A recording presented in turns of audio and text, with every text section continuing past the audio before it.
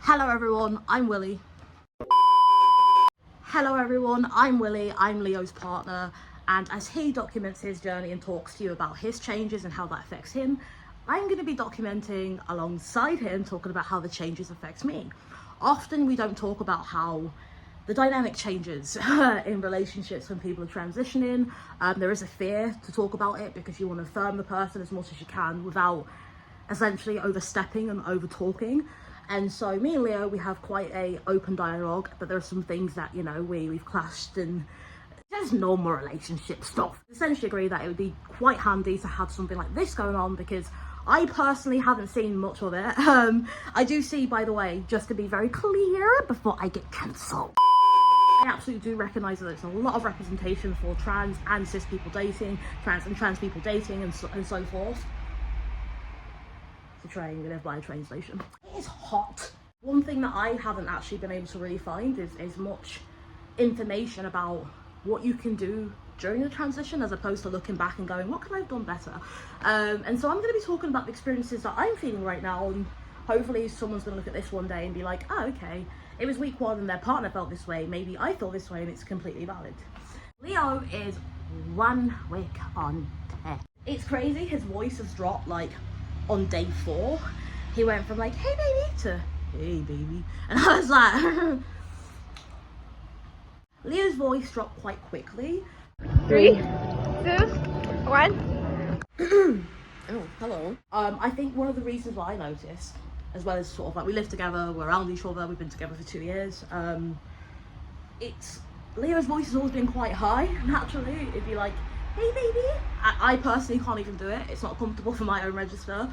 And so to have his voice sort of drop lower than my current register is yeah, it's been a bit wild. The moment it happened, like he was like, oh my god, and I was like, oh my god, because like we could sort of hear it. It was like it wasn't like this moment where it's like, oh, it's 3 o'clock, 3:01, ding, and then it's like voice drop. It's not scheduled like that, but it's like a moment of realization that you both come to together, like a phrasing that like you're both adjusted to hearing in another way. Suddenly it's like lower and deeper, and it's like, ah, and we both were just like, ah, voices change. Ooh. As well as just feeling excitement though, I did feel like, I don't know, like I was grieving a little bit, like, oh my god, like the tone of a voice that I had grown so accustomed to that brought me a lot of comfort was going, and I didn't expect to feel that way, and I didn't know if it was right to feel that way. I still don't know if it's right to feel that way. It's 1 week in. But there is no one size fits all. Within my particular partnership, I found the only way to combat these feelings that are like, oh my gosh, I'm happy for you, but then I'm also sad that I'm losing another part of you, and is to talk. I can't personally get anywhere with Leo if we aren't communicating, and that's one thing that we do quite well. Communication styles is the strongest it's been for a very long time, which probably makes sense because we're at our happiest as well. He's got like a little bit hairier, he stands up taller as well, so I think one of the biggest things that's actually changed about him is his confidence, and I think a lot of that confidence has come because of the voice. I think for a lot of people anyway, it's not for everyone, especially non-binary people who transition, the voice isn't a change that everyone's trying to look for, and it's also really important to note that not everybody wants to appear straight passing, not everybody wants to be cis passing or you know, heteronormative and come across that way. My partner Leo wants to be visibly trans and he loves that, and so I love that too.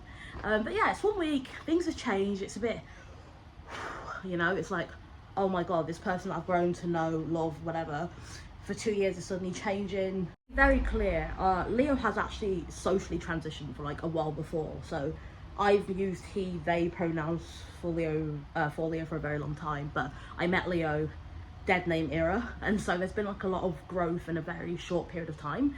And for myself, I found the only way I could sort of like circumvent that, and the only way I could actually cope with the quick changes was to educate myself. I just went online.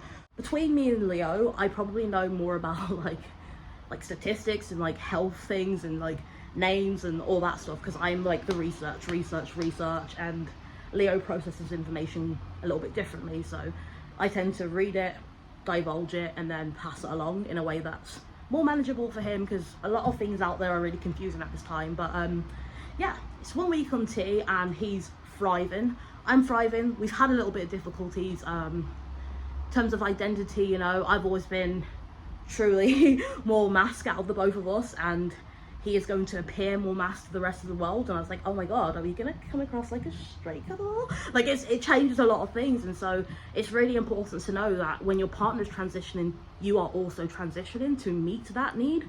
Their needs change, they need to be more affirmed, language changes about, you know, body parts and so forth, pronouns may change, and things change, and you are part of that change. And so you have autonomy, you have a voice, you have an opinion, and you should communicate that. It's about how you do it, and it's ensuring that you understand that doing so may leave your partner feeling very vulnerable or feeling a bit sad. Some conversations have been heavy, but they're necessary. And the way me and Leo see it is, the more we communicate and have these conversations, the less we keep inside to ourselves, and neither of us want each other to feel alone in this, so we do it together. And so yeah, also, if you're watching this and you're in the process of transitioning and you're thinking about like trans love and how the world will love you and accept you, you are so loved, people care about you, it's gonna happen. Like, live your best life. I'm personally pansexual, I see souls, not body parts. They're just souls, and everybody has a different host on the outside. But yeah, you're loved, people care about you. Willie out.